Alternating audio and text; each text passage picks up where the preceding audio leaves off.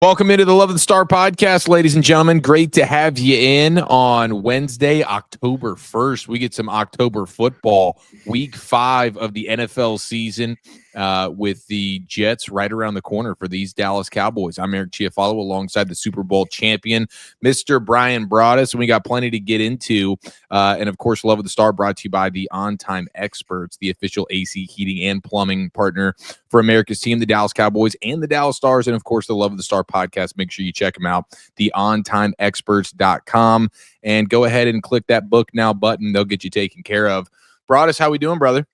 Doing well, thank you. I've had the opportunity to sit down and look at the Jets offense. I think we're going to probably talk about that today. Should be an interesting matchup overall. Hate the desperate team theory. You know me talking about that all the time. And, it's going to be interesting. The Cowboys have had some success going up to MetLife and playing against the Giants, not so much success against the Jets. Last time I think they won up there was 2003. That was a Bill Parcells team. So, yeah, don't get to play them a whole hell of a lot, but here we are talking about them this week, and really both teams needing victories. Yeah, oh, absolutely. I mean, the Jets winless so far in Aaron Glenn's first season as their head coach. We saw him on Monday night versus the Dolphins, extremely undisciplined, penalties galore, even though the Cowboys, when you look at it for the season long, the Cowboys have one less penalty than the Jets do. So the Jets are sitting at 10 right now with the 10th most penalties. Cowboys at 11th, tied with a couple other teams. But this will definitely be a desperate team. Aaron Glenn was ripping into his Jets squad after that game so loud that they were hearing it from the press conference room. And he's an old school guy, fiery guy. He is not going to take too kindly to having a team that is just totally shooting themselves in the foot. But we've seen Dallas. Hey, you take the Giants deep into overtime, right? They end up winning that game, not tying it like they did Green Bay. But then they come back, and it's versus kind of a lowly Bears team that we didn't have a ton of respect for. It's and the Cowboys don't really show up. So I'm looking at this as kind of this is a character game right here, because you just went out emotional tie, which is funny to say, but you went toe-to-toe for basically 5 quarters versus one of the best teams in the league, trying to bounce back now versus what looks to be one of the worst teams in the league. Noon kick. You haven't beat them in New York, these Jets, since 2003. This is going to have to be a big-time character game here for Shoddy's new squad. Yeah, this is the kind of game, though, that they always talk about trap games and all that. You're really not good enough to even talk about trap games and stuff. You got to find a way to put some of these together. And, here's the part of your schedule. I know there were a lot of people kind of, when you play the win-loss, schedule, thing at the beginning of the year, you probably had the Green Bay game as a loss. We're talking about Philadelphia. I mean, they've played well against opening day against Philadelphia. I think they had every right to win that Green Bay game. And I say this in the way they played offensively. If they just could have gotten one stop in the second half, neither team really stopped the other at all in the second half. But their first half defense didn't carry over, and if they could have just got that one, then you're feeling a lot better about, wow, they're going toe-to-toe with Philadelphia. They're going toe-to-toe with Green Bay, two of the better teams in the NFC. But then, like you mentioned, playing with your food against the Giants and then playing with your food against the Bears. You just can't go play with your food on this one. You've got to find a way to start putting some of these wins together. You've got to start taking advantage of how well your quarterback's playing, how well you're running the football. You need to figure out some things defensively in order to get some teams to punt. And, the Jets, I don't know how many times I'm going to say that this week, but the Jets offensively have had their shares of struggles. But where they haven't struggled is when they run the football. I mean, that is when you start to talk about with Breece Hall and guys like that, you just look last week, what they did against the Dolphins. I mean, the Steelers, they've had some games where they've rushed the ball. Dallas seems to have an idea of what they want to do run defensive wise which I think is going to be beneficial in this game this week.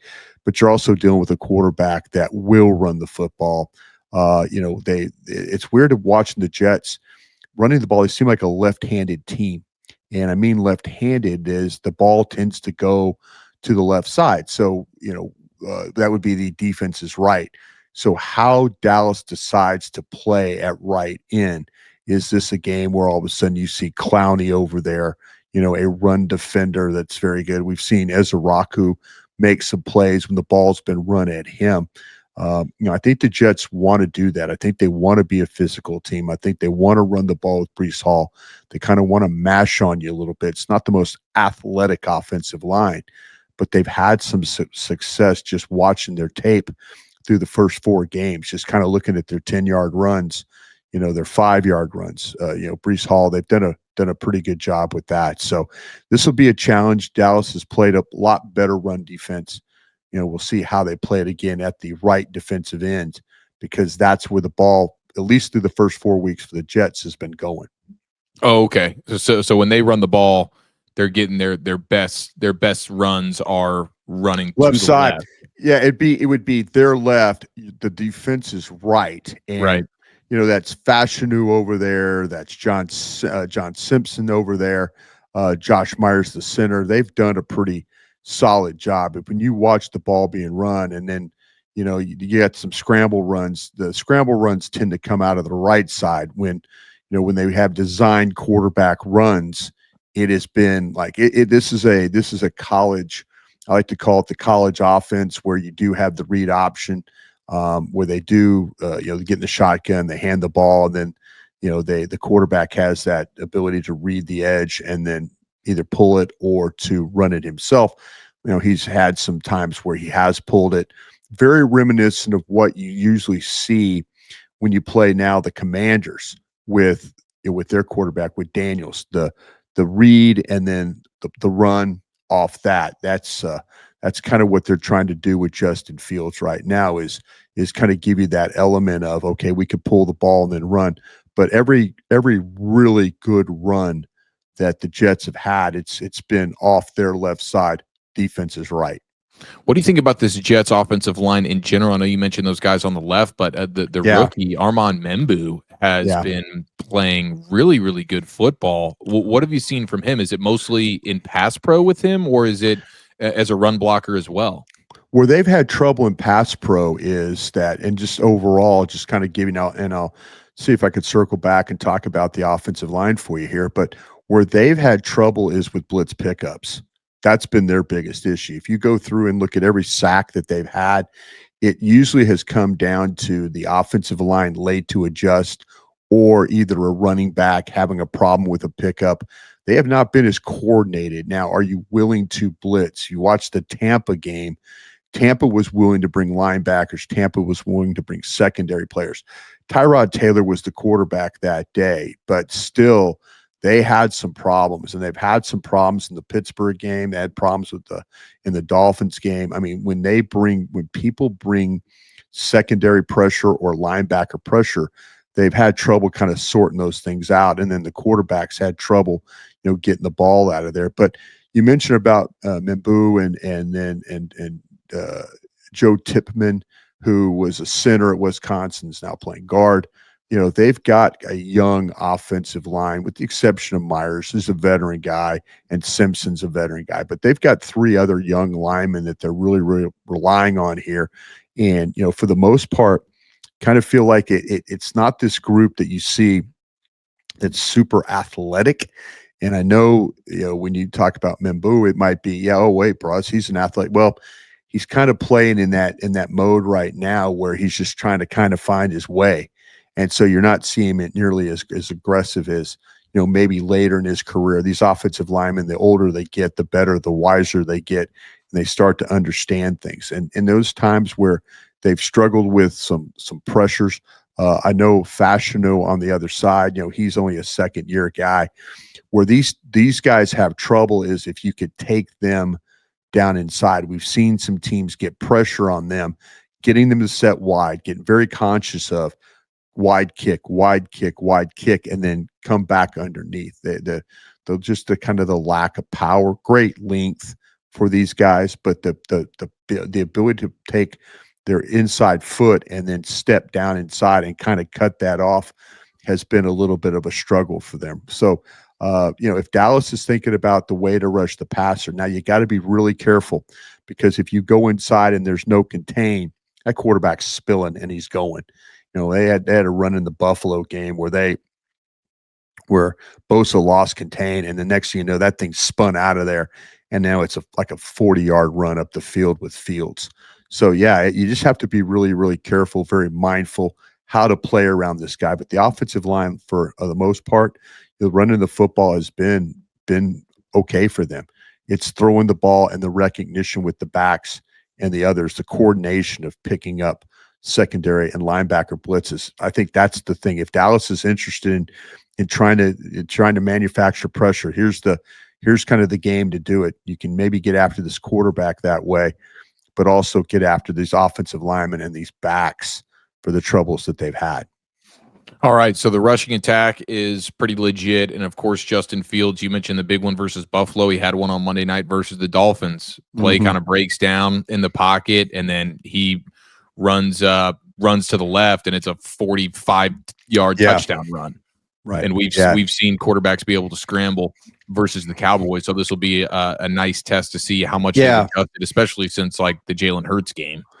Yeah, it's another interesting. Dallas has had so many problems playing football in the flats on defense, and this team is yet to complete a screen to a running back.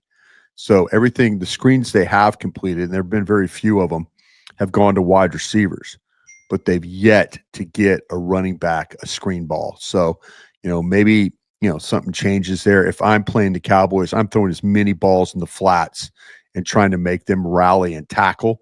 But the Jets, let's hope this is not the game. All of a sudden they find the screen game to Breece Hall or one of these backs. So who else in the passing game? I mean, Garrett Wilson obviously is a headliner as a wide receiver. Yeah. I know they got the rookie tight end Mason Taylor. I don't know if he's done much. I heard Aaron Glenn say they need to get him more involved in the passing game. But what do you see from this group? Yeah, it's kind of like, like you're absolutely right about that. Really, it's Garrett Wilson. There's these, and sometimes you wonder, you wonder sometimes when these offensive coordinators, they like to run these massive crossing routes. And one of the touchdowns that they had in the Steeler game early in week 1 was a deep cross, big X cross, Wilson over, and then the other receiver over the other side, just cross in the middle in there, and then they get separation. They've done a pretty good job of getting separation as receivers here, but Garrett Wilson is really the primary guy that you have to worry about. They've got Alan Lazar, who was a veteran guy. He came over with the Aaron Rodgers, it was one of his guys and stuff, and he's kind of stuck around. So, they haven't scored a whole hell of a lot of touchdowns, but the ones that they've had, it's kind of been either Hall running in or this, like I say, the Wilson's made 2 really, really incredible. Well, the deep over was a nice throw, but him just running away. And then he had an adjusting catch and another one for a touchdown that was a beautiful play. So, he's a guy you definitely going to have to deal with, and it's going to have to deal with him, like I say, on these routes where he's playing on the move. That's what they seem to want to do. They want to get him running and then try and get him the football. Okay, very good. And I saw a stat. It's like Justin Fields teams are like 0 for their last 25 when the opponent scores 21 points. So, I mean, that's encouraging, because the Cowboys offense, when they're clicking, like we've seen them quite a bit so far this season, 21 shouldn't be too difficult to come by. We'll take a look at the Jets defense later on this week when we circle back here for another episode. But anything else about this Jets offense we should know about? Yeah, I mean, I would be concerned. I know Dallas has, dealt with running games, and done a decent job with them overall. We kind of feel like that they've kind of figured some things out. We'll see what happens, at the linebacker. Could there be some changes in the lineup this week for the Cowboys? Could we see more Shamar James? Is Clark coming back? Are we going to see other guys? I mean, are they going to play those guys in nickel roles? Are they going to be, first, second down roles? What are they going to play? But yeah, I think Clowney will help there. Like I said, I just worry a little bit about all of a sudden, the Jets say, listen, we're going to make this as close a game as we can. And running the football right now might be our best option. But also with so many big chunk perimeter plays that Dallas has given up, man, I can see a lot of RPO stuff, where they're trying to pull the ball and they're going to run, and they're going to run fields in this game and see if they can, in fact, steal some first downs, get some field position, and try and finish off some of these drives. I mean, throwing the football to Wilson is a really, really good option. And like you mentioned, I would not be surprised. I'm very familiar with Mason Taylor's game from LSU. They absolutely need to use him more. He is a mismatch player when it comes to dealing with. He's a big body guy. He's super athletic. He catches the ball very well in traffic, and he's very good run after catch. So this is not the week to get him going if you're the Cowboys. But they have to also be very, very, very conscious of what's going on against them in the flats. Some of the coverage stuff has not been well outside. Teams have got the ball to the edge. That's kind of where this Jets offense is going to live, running the football. And as I mentioned, it's going to be running it off their left side, your right side. And you got to be ready for that. All right, you're listening to the Love of the Star podcast. Love of the Star is an Odyssey podcast. You can find it on the Odyssey app or wherever you get your podcasts. Love of the Star, presented by the On Time Experts, the official AC heating and plumbing partner for the Dallas Cowboys and the Love of the Star podcast. Keep in mind, the heat wave is expected to continue into the fall, so don't wait. Get relief today if your air conditioner isn't working properly. Call the On Time Experts. They'll come to your home the same day, and it's backed by their Stay Cool guarantee. Visit the ontimeexperts.com. Click the Book Now button. You will pay less over time. They correctly diagnose your issue and fix it right the first time. All right, let's take a look at the Cowboys side of things now. I really just want to start by giving a tip of the cap to this offense. Shoddy, Clayton Adams, Connor Riley dealing with a makeshift offensive line, and in particular, Dak Prescott, who I think may be playing the best football of his career right now. I mean, when you talk about things that are encouraging, one of the feelings that I've had about the Cowboys and Dak for many years is in the regular season, they'll beat up on the bad teams, inflate their numbers, and then they go up against true playoff opponents, true playoff type defenses, and they just don't look the same. But now you've seen it versus Philadelphia. They did what they did versus the Giants, which was great, but you kind of knew it was the Giants a little bit. Doing what they did versus the Packers, to me, is like, okay, wow, maybe this is a little bit different here with this new regime. Dak now getting to a place in his career where he's just in total control, total command. The game has slowed down for him, and he was so unbelievable versus the Packers. I'm so impressed with the way he's playing right now, especially under pressure. We want to talk about Micah, and they kind of kept him quiet for the most part of that game. And in general, I think that would be the correct assessment. But I think Micah was winning plenty of his opportunities versus the offensive line. They were doing everything they could to chip him and double him and throw a bunch of bodies at him. But Micah was still being disruptive, but Dak was just so good standing tall in the pocket and getting that ball out before Micah could make the game-changing type play. Now, granted, he did make the play that was, I guess, called the sack, even though it didn't feel like it was a sack, but it was still a touchdown-saving play that really saved the game there for the Packers at the end. But I thought Micah was really, really good. Dak was just better at getting the ball out. He's pushing the ball down the field. He's just been outstanding. So just wanted to mention that about Dak and the offense right now. I love what Shoddy and Clayton Adams and Connor Riley, this coaching staff, what they're doing.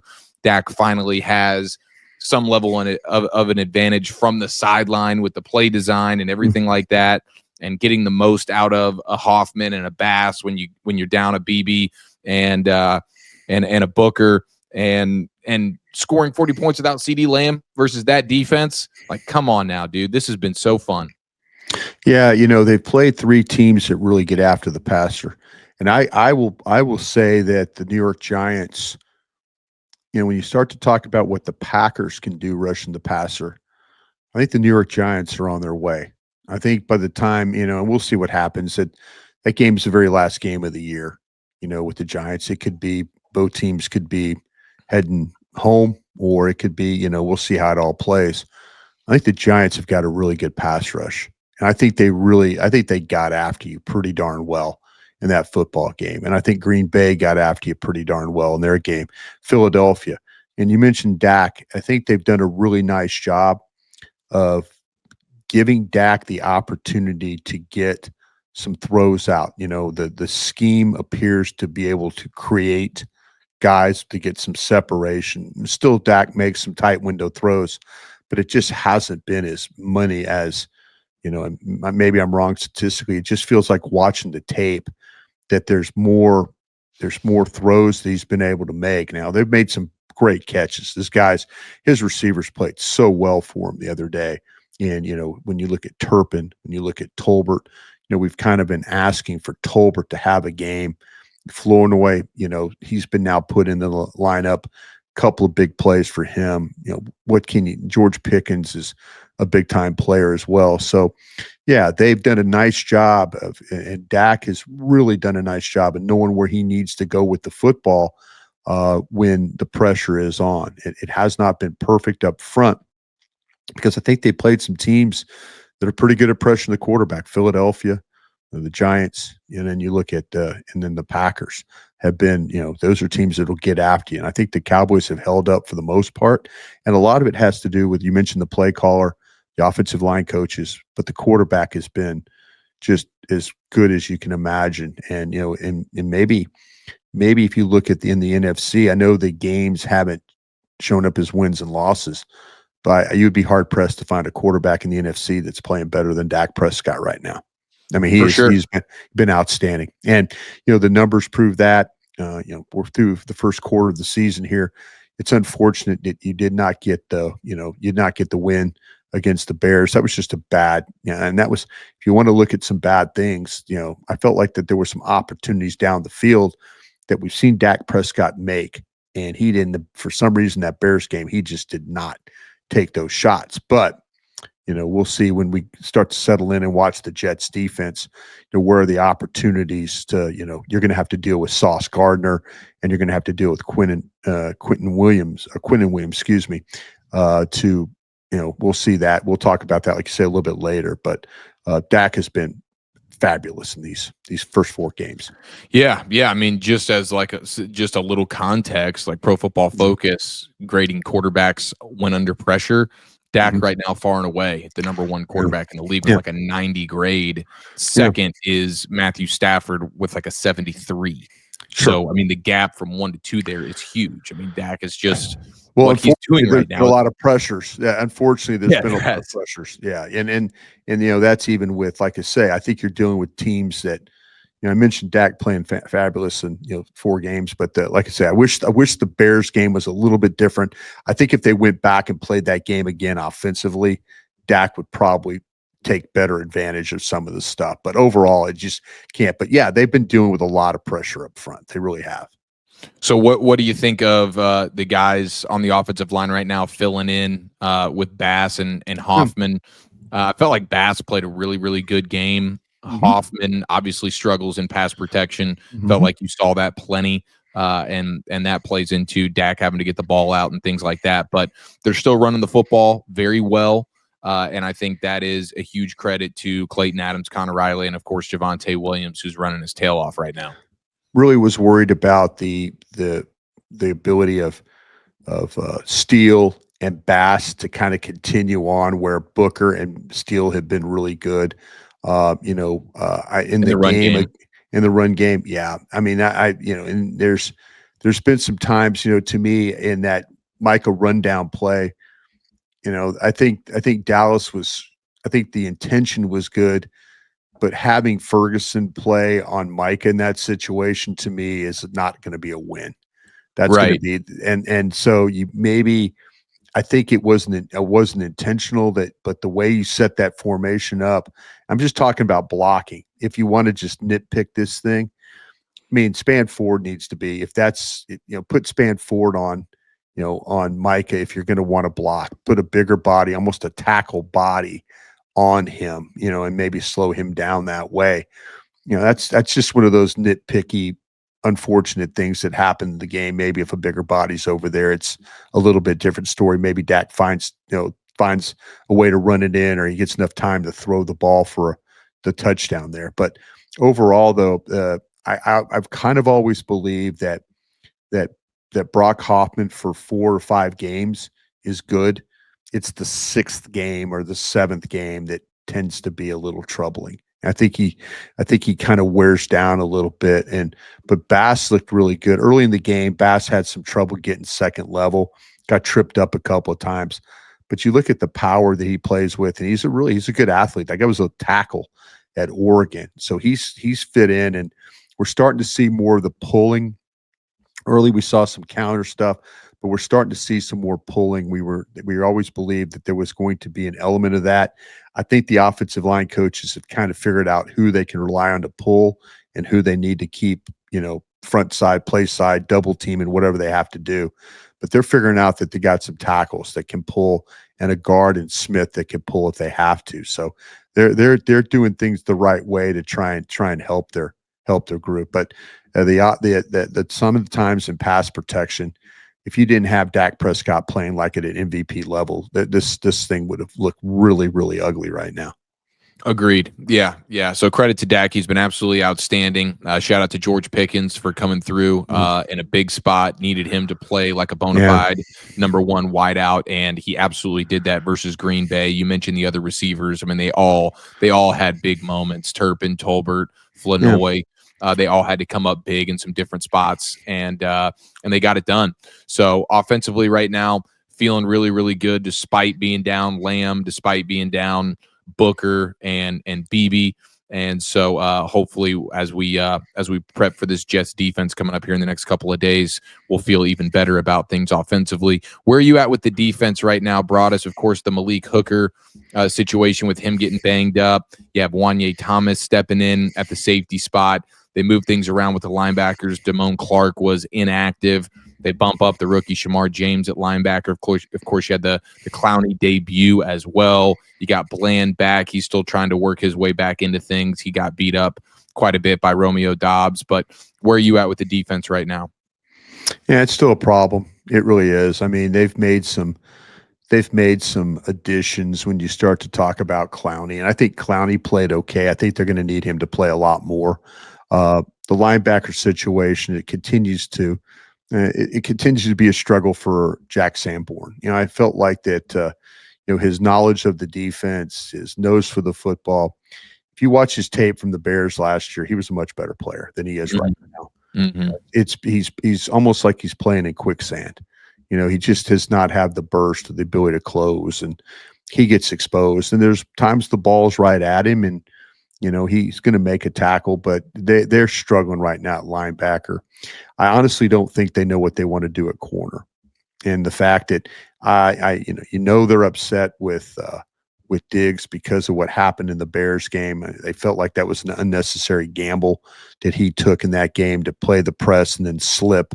That's just not playing the scheme. And coaches get mad at you when you do that. When you don't play the scheme and then you give up a huge play, and it being a touchdown, then they'll get even madder at you. So, I think that they're trying to hold some of these guys accountable. I don't know if they're completely healthy in the secondary with Bland, with Diggs. They keep talking about, guys on the way. Man, they need guys on the way. They need to find something different there. They really could use Overshown at linebacker. They just don't have a fifth rusher or that ability. They don't have anybody that just can run down a play. Like they had. Micah was a run down the play guy. We saw that, last week in the game where he ran down Dak, but they don't have anybody, with that. And you say, well, Maris Leofau. Well, there's times when Maris Leofau will gamble and he'll take a route that he shouldn't take, or, come underneath the block he shouldn't come underneath. The penalties on him were unfortunate. The big hit, I think, kind of turned the game around for Dallas. It kind of woke everybody up on that punt. When he hit Matthew Golden there, it kind of just got everybody like, oh, here we go, we got to play now. So I do like things with Maris Leofeld. I do worry that the more you play Maris Leofeld, that you will see some mistakes. It's not as always buttoned up with him, but he's a guy that plays with, he's got all that hair under his helmet and he plays like his hair is on fire, to say. But I feel like this defense is still, man, they just could not get a stop. And, Green Bay's a good offense. They've got weapons and, but they needed one stop and they just couldn't get it. And, third down, they were awful, and it was like, it was third down and 10 or more there. It seemed like Green Bay was just dialed in to getting the play and making the play, and you couldn't get off the field. And then when you did get off the field, you get a sack or something, you get a face mask penalty or holding penalty or some crazy thing like personal foul penalty. They can't afford those things, man. They cannot give opponents extra snaps. When you get the opportunity to get off the field, get off the field. But yeah, this thing is, and I'll tell you this, Eric, I know I'm kind of going on and on about this. And, I know Zach Wolchuk, who we work with at 105.3 The Fan, was talking about this, and who's on the podcast with us. Do you blame Eberflus for some of this stuff? Yeah, you do. But I also saw a blitz the other day that I was confused on where Murray, it was the play, and I brought this up a couple of different times, but it was the play that Dobbs made on the outside against Bland, where he caught the ball and Bland tried to play it offhand and just missed the ball, and it turned into a big gain. But it looked like to me that they called a blitz where they were going to run a twist stunt, and Murray took his guy out and Fowler didn't do what he needed to do. So how many times this season have been plays where he called something and it wasn't executed properly? We can blame him for a lot of things, but if he's calling things that should get home and they don't get home because of pilot error, then is that on the coordinator, or is that on the players? I think we're on that mode right now. We're doing a little of both right now. Yeah. The football IQ does not seem to be super high with a lot of these guys. Not good right now. No. And you just don't really have the horses at a lot of positions, like the linebacker spot. You're picking from a bunch of bad options. So I would probably just lean towards some of the younger guys. Let James get some run. Let Leofeld get some run. They're going to take their lumps, but Sanborn, Murray, these guys, they're not doing a whole lot for you as veterans right now. Tip of the cap to James Houston, a guy that we keep trying to hammer home, needs more snaps, more opportunities. He had the biggest defensive play of the night in Green Bay. He seems to be one of your more consistent players on the edge. You need to get more James Houston going. And I felt like Ezraku, he had a couple of moments in the run game where it was a struggle, but he also had a lot of really awesome plays in the run game, and you're starting to see him develop right in front of your eyes, which is encouraging for sure. Yeah, he's figured out that if he lets the offensive tackles get their hands on him, it's a really, really bad thing. And so he's starting to figure that out. We'll see. Let's see what happens, going forward with the defensive tackle, the rotations and stuff like that. Now we've seen a couple of games, with Mozzie Smith playing as that defensive tackle. I wonder if they're going to bring JT back, and also too, you have the eligibility, of guys coming back in too. So Winfrey. Yeah. And I wonder, maybe Winfrey, maybe if you get the rotation of, with Winfrey, with JT, with what you got with Solomon Thomas and Osa, now maybe you're even better inside. So I'm to this point that I'm okay. Thank you very much, Mozzie Smith. We've seen you for a couple of games. You gave good effort. You made one tackle, but I would like to see Winfrey and I would like to see JT back in the lineup and then go with the four inside guys and see how that works. Love it. All right, you're listening to the Love of the Star podcast. Love of the Star is an Odyssey podcast. You can find it on the Odyssey app or wherever you get your podcasts, presented by the On Time Experts. Visit theontimeexperts.com, click the book now button, and let them take care of you at the highest level. Broadus, it's time for the Dean Julia mailbag, my friend. We start with KJ Wright. He is tweeting at us saying, I hear Broadus mention that we will need to wait a few weeks to see where this team is before a trade. But wouldn't a trade be best regardless, given the timeline / prime of our offense and quarterback, whether it's this season or next? Are we not more win now than anything else in this 2 or 3 year window? Yeah, I really appreciate the question. And I was going through Twitter and I saw that question. I figured you were going to probably pick it, so I didn't want to answer it. Me personally, though, to me, I want to see, I understand being win now, but I also understand, is one player going to make a huge difference on this defense right now? Now we'll see as we get other ones back, and just kind of hear me out on this. I would hate for them to make a trade, right now, and then it's a trade, but it doesn't do anything to really help this defense. And maybe the team is not good enough. I don't want to give up premium assets if I don't think this defense is going to improve. And maybe this defense will have to improve if they make the trade. It's kind of a damned if you do, damned if you don't situation. I know this probably doesn't sound right, but man, nothing worse than making a trade and thinking, okay, well, we're going out and getting this guy, and then the defense just doesn't get better and your season's not any better. And now you've given up maybe a premium asset to go get a guy that, the team is just not really does not get any better. You want to make a trade when the team is kind of rolling and you kind of have an idea. I really don't have an idea what this defense is. And I say this in a way, I have an idea that they struggle, they give up big plays, they can't cover in the flat. There's things about it, they don't play smart. I worry about that. I worry about this. This is just kind of a 500 team. But maybe people will say, well, Broadus, if you make the trade, maybe it'll make the difference. I don't know if they're the one defensive player. I think like I said, if I figure out that things start to improve a little bit on the defense, that like, okay, we've kind of figured some things out, maybe we can add a guy and then it'll make the defense even better. But I just don't see it right now to where, one guy coming in is going to make that big of a difference. And I wouldn't want to do it and give up, say, a premium asset, and then all of a sudden this team is his team's a 7-10 team or something like that. I don't. You've got to prove to me that you're going in the right direction. That's what, that's my only. That's my. Okay, we see in baseball quite a bit where all of a sudden a trade's made and the team. I know there's trades like I was talking about the San Francisco Giants. I know it's baseball, but San Francisco Giants make a trade. They go and get a big time player, and then next thing you know, their team is 40-51 after the trade or something. Something crazy like that. I worry a little bit about, is one guy going to make that big of a difference here right now? But if you could prove to me that adding a guy to an improving defense, then I think I'm more interested in doing that. And then I think you'll know about that the next 3 games or so.